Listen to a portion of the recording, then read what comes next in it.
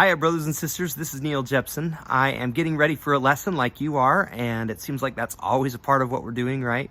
I have students like you do, and many of them are settling into the routine of having me as a teacher. But I've also visited lots of seminary classes, and I've seen that they're also settling into the routine of daily seminary. So I have a suggestion that I'd like you to just try. Let's look at the lesson plan for Joel together. I see here's a little bit of context, which is easy to give to your students. So I'd provide that. And then the lesson has this really great story from Sister Holland. And she says this: recently we experienced the worst windstorm in Utah for several decades. Just as I was hearing the news reports of semi-trucks, 20 of them, blown down over on the roadside, I looked over my lovely back window down toward our creek and saw one of our large trees go down with a crash.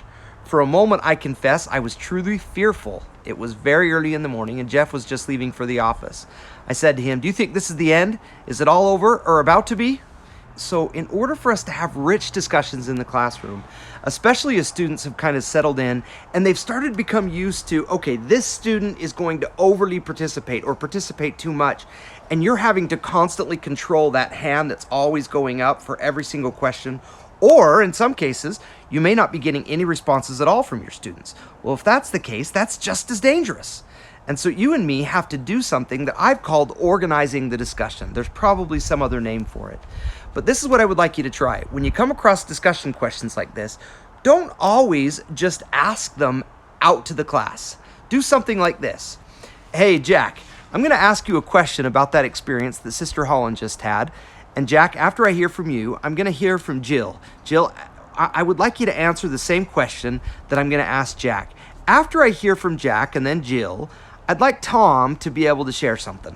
Now, Tom, I don't know exactly what you're going to say, but I just want you to add to what Jack said and then what Jill says, and then just kind of add to what they have to say. So, Jack, Jill, you ready? Here's the first question. How do you feel about the signs and events that will accompany the second coming? Jack, you go first. Oh, Jack, you're not ready?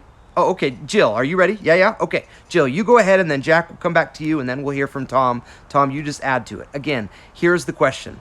How do you feel about the signs and events that will accompany the second coming?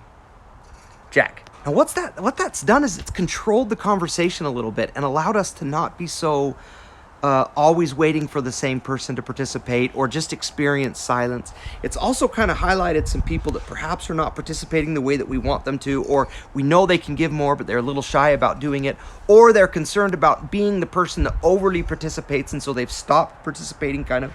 When you and me organize the conversation, we have such a better experience. Let's say that we hear from Jack, and then we hear from Jill, and then Tom gives some other response that's pretty good, and then we just say this: okay, I'm going to ask one more question. The next question was, what stood out to you about Sister Holland's experience or something? I don't remember what it was. But then I would say something like this: okay, thank you, you three. I'm going to continue to hear from several of you, but I'd like you to just think about the answer to this question. How do you feel about the Lord's second coming? Now, I'm not going to ask you to respond right now, but I'm going to call on three of you in just a second. So please, everybody, be thinking about that question, and we're going to look at this next part of Sister Holland's story, and then I'm going to come back to that same question and call on three of you. Do you get what I'm saying? So we're kind of organizing the discussion instead of just always letting it be so organic. This will do a lot for teenagers, and I think will provide a little bit more structure in your classroom. Will you give it a shot? Thanks, guys.